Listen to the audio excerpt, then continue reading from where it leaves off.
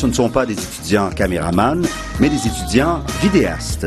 Un vidéaste, c'est un journaliste qui, en plus d'écrire son texte et de réaliser les entrevues, assure lui-même le tournage et le montage de son reportage. Des vidéastes, il en existe de plus en plus, surtout dans les régions où les stations de télé n'ont pas nécessairement les moyens d'embaucher toute une équipe. Radio-Canada compte déjà une vingtaine de vidéastes en Ontario et dans l'Est du Québec. TVA a récemment embauché des vidéastes sur la Côte-Nord et en Abitibi. Et de plus en plus aussi, grâce aux nouvelles technologies numériques, ce sont les journalistes qui assurent eux-mêmes le montage de leurs images dans les stations de nouvelles continues comme LCN et RDI. Par exemple, au nouveau centre de l'information de Radio-Canada à Montréal, les cassettes sur ruban n'existent pratiquement plus. Elles ont été remplacées par les 0 et les 1 des ordinateurs. On travaille maintenant pratiquement plus avec des cassettes, sauf pour des raisons de sécurité ou pour le tournage. Mais quand les reporters reviennent, ils numérisent leur système pour pouvoir monter avec.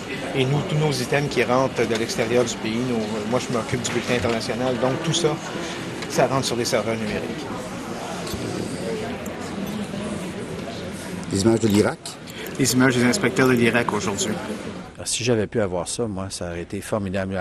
Plus à la dure, le film d'abord, le gros ruban 2 pouces après. Mais effectivement, tu apprends rapidement que tu peux pas écrire, ou bien tu tournes tes images parce que tu veux dire quelque chose, ou bien tu les as tournées puis tu écris en fonction de ce que tu as tourné. C'est un ou l'autre. Si on a fait cette fusion, c'est pour avoir des économies d'échelle. On les voit nulle part. On augmente le personnel, on augmente les dépenses. Pas comme ça qu'on va arriver. Une bonne nouvelle pour les travailleurs. Au canal Nouvelle LCN de TVA à Montréal, tous les rédacteurs, les journalistes, les chefs de pupitre et même les lecteurs sont appelés à faire du montage. C'est ce qu'on recherche d'abord. Ça fait partie du profil qu'on recherche dans les stations de nouvelles en continu, comme la nôtre, LCN.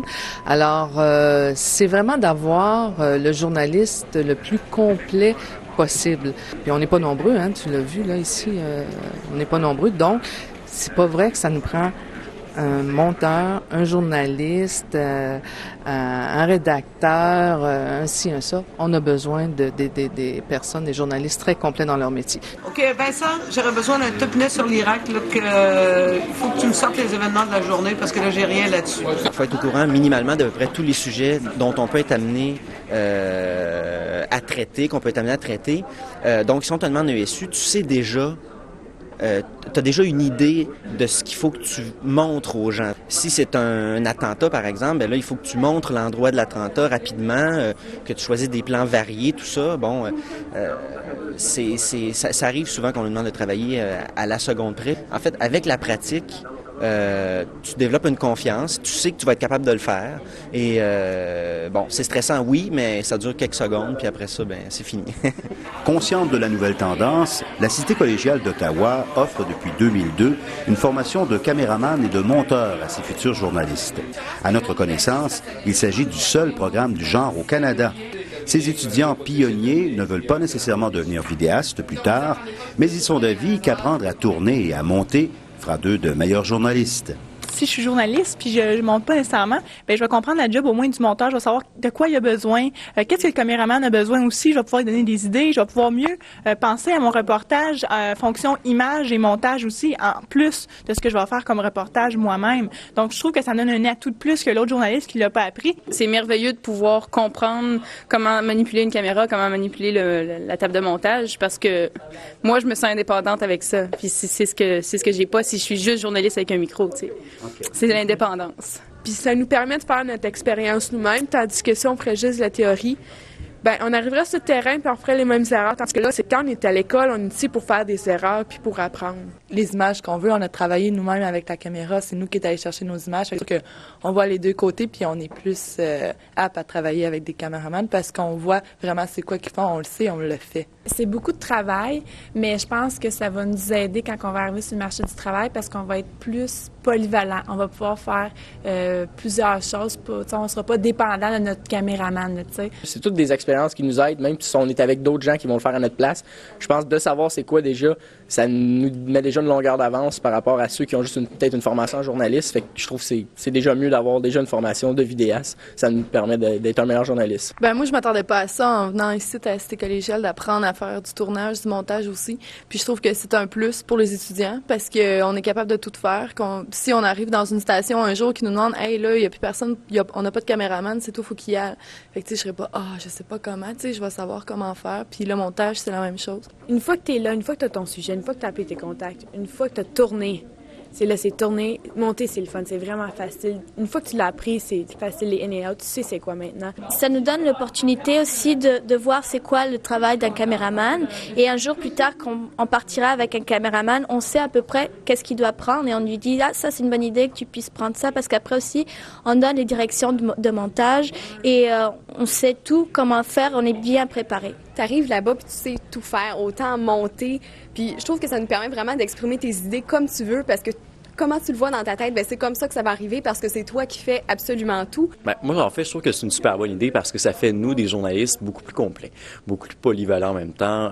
Si on arrive, par exemple, sur les lieux, juste avec notre caméra, nos choses, par exemple, notre portable avec le logiciel à ville, on peut tout faire, un reportage du début jusqu'à la fin, c'est ça qui est génial. Ce que j'ai préféré, c'est d'aller sur le terrain. Je trippe quand on va sur le terrain, c'est vraiment le fun. Puis ce que j'ai moins aimé, ben c'est de faire le montage.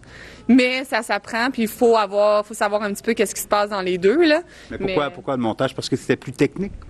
Oui, parce que le montage, c'est plus technique, puis tu es assis devant un ordi, puis tu bouges pas. Tandis que quand tu vas sur le terrain, tu rencontres du monde, tu bouges, tu fais des connaissances, puis c'est ça. C'est plus le fun d'être sur le terrain là, que d'être en arrière d'un ordi, puis tenir un in or out. Le montage, ça te permet de créer vraiment quelque chose qui est à toi. Ça te permet de faire un résultat fini avec les choses que tu as prises. Quand tu fais juste regarder des images de même, ça t'allume pas, mais une fois que le montage est fait, tu peux faire exactement ce que toi, tu veux démontrer.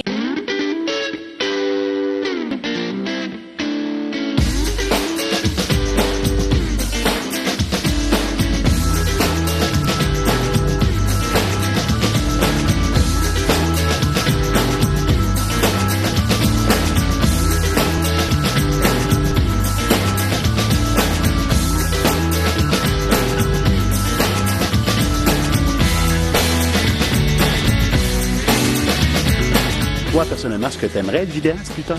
Oh oui, beaucoup, beaucoup. Parce que, bon, c'est ta propre réalisation. Dans le fond, tu fais tout. C'est le fun de voir ton produit fini. J'adorerais ça, être vidéaste. Vraiment, là, je suis quelqu'un de très visuel, puis j'ai besoin des images, puis j'essaie le plus possible d'aller chercher les images, puis de cette façon-là, faire comprendre un petit peu aux gens ce que j'ai vu ou ce que j'ai vécu. Ben moi, je trouve ça très bien parce que ça donne une autre vision du journalisme, étant donné qu'il faut pas juste écrire des textes, il faut aussi le mettre en images, puis trouver les bonnes images. Oui, le tournage, c'est plus difficile parce que faut cadrer ces images, les intervenants, les mettre du bon côté, pas de profil, choisir les bonnes images, les bons extraits, bien cadrer toutes les images avec le trépied et tout ça. Ça, c'est long, des fois c'est agaçant, mais il faut le faire. Bien, je trouve ça assez spécial de faire les deux parce qu'il faut que tu écrives le texte, que tu aies une bonne présence à la caméra, que tu prennes des images, il faut qu'ils soient bien cadrés, etc. Il faut que tu fasses un bon montage. Puis tout ça en même temps, c'est pas mal rushant. Pour tourner tes images, faut que tu l'aies ou tu l'aies pas. Ça dépend. Mais moi, je l'ai pas vraiment. Fait que je suis meilleur au montage. C'est pas facile de tourner. Non, c'est pas facile de tourner. C'est pas évident. Faut que tu aies les bons angles. Puis faut que tu sois des fois un artiste aussi avec les images. Le plus difficile, ça a été de trouver des extraits des personnes qui voulaient se faire interviewer. Parce que des fois, il y a plusieurs gens qui veulent pas passer à la caméra. Moi, qu'est-ce qui est le plus difficile, c'est apprendre l'organisation. Parce qu'avec une caméra, t'as la caméra, t'as le trépied, t'as le micro. Faut que la personne soit cadrée, puis t'es tout seul. C'est ça que j'ai trouvé le plus dur. Puis en télé, là, les personnes sont pas là pendant 1 heure devant toi, sont pas là.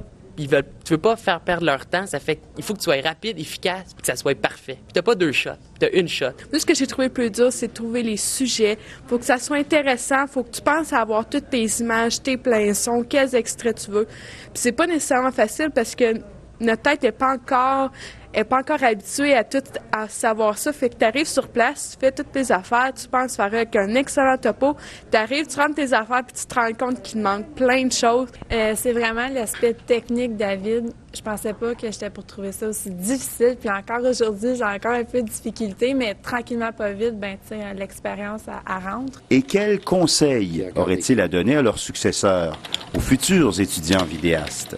Ils doivent s'attendre à beaucoup de travail, beaucoup de stress, beaucoup de nuits blanches, beaucoup de préoccupations, mais ils doivent s'attendre aussi à quelque chose ils vont dire j'étais capable de faire un travail et je suis fière de ce que j'ai fait. Ben, je pense que ce qu'il faut qu'ils s'attendent, c'est d'avoir des sujets. Parce que je sais que l'année passée, tu avais dit préparez-vous une banque de sujets pendant l'été. Je pense que c'est vraiment quelque chose qu'ils devraient faire. Prends-toi d'avance, pense-y à ton reportage pour qu'il soit bon. Fais quelque chose que t'aimes aussi, un projet qui t'intéresse, un sujet qui t'intéresse, puis ça va être bien plus le fun à tourner. Ben moi, je leur dis de se concentrer puis de prendre leur temps.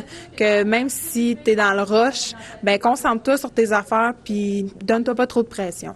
Ouais, ben c'est du stress, mais faut dealer avec ça parce que sinon on devient fou, là. Donc faut vraiment rester relax puis se dire que on va tout faire à temps. Sachez vos sujets, appelez vos contacts. Assurez-vous que c'est possible d'aller filmer, là. Assurez-vous que votre sujet est possible à réaliser. Prenez-vous d'avance. Pas être à la dernière minute. Je pense que c'est la meilleure chose, là, parce que des fois, c'est plus de travail qu'on pensait. Que t'arrives, tu montes, puis là, c'est pas évident, t'as des images qui te manquent, fait que c'est sûr de prendre le plus d'images possible pour pas en manquer. Ton histoire, ton contenu, faut que tu l'aies en tête, tes images, faut que ça fitte ensemble, faut que tu saches comment faire fitter ça ensemble, puis pour ça, faut que tu sois organisé, faut que tu saches quoi mettre où, puis quoi mettre quand, puis quoi dire où. Pas être à la dernière minute. Parce que quand on est à la dernière minute, ben là, on est vraiment comme plus stressé. Puis c'est un stress qu'on n'a pas de besoin. Déjà que faire des reportages, c'est quelque chose quand même relativement stressant. Peut-être qu'ils nous voient puis ça n'a pas de l'air que c'est du travail, mais c'est beaucoup de travail. C'est de la planification.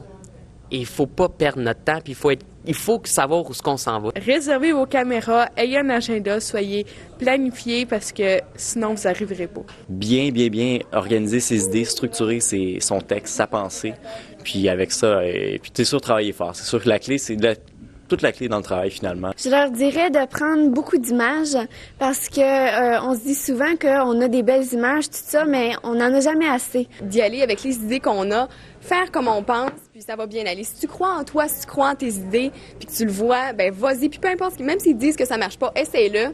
Tu peux rien essayer, puis souvent ça donne des maudites belles affaires.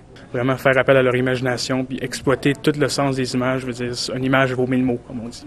Sauf que aussitôt que tu aimes ton sujet, c'est là que ça va se voir dans les choses que tu fais aussi, parce que tu vas partager ta passion avec les autres, puis c'est ça qui est important. Pendant que tu es ici, pendant que tu as à apprendre, fais quelque chose qui t'allume, qui t'anime, une passion ou une révolte ou quelque chose.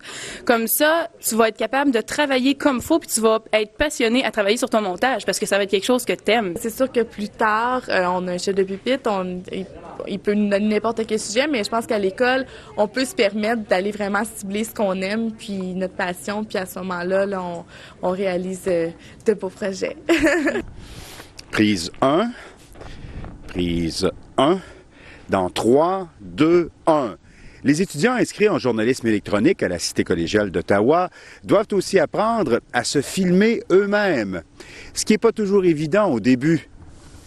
Le prochain défi du spectacle, affronter les critiques des médias français, dont les échos sont plutôt tièdes. Quand il y a des autos, je suis pas capable de me concentrer. C'est avec cette sentence de 30 mois de détention, 2 ans et demi, que Peter... Mais l'accumulation de ces gouttes d'eau fait parfois que le coupe déborde. Il poursuit d'ailleurs ses pressions sur le Congrès afin qu'il adopte rapidement une résolution lui donnant le feu vert. Le prochain défi du spectacle, affronter les... Monique Gagnon-Fournier, Les coûts de ces colloques... Merde. Il poursuit d'ailleurs ses pressions sur le Congrès afin qu'il adopte rapidement une résolution. Dans les annales judiciaires de l'Outaouais, c'est la première fois qu'il y a un tel record, un tel délai. Okay.